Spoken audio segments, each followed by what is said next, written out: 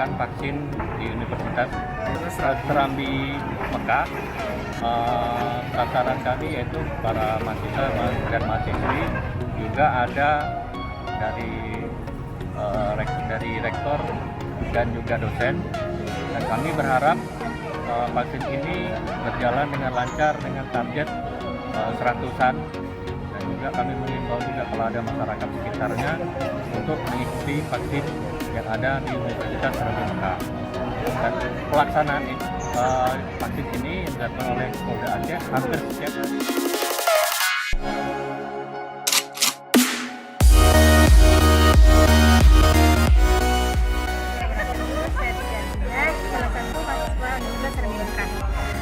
Saya bosan divaksin. Menurut saya vaksin itu bagus untuk kita sekarang.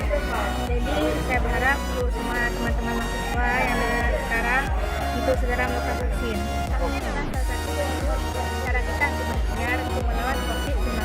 Jadi mulai sekarang, ayo kawan-kawan semua untuk kita segera melakukan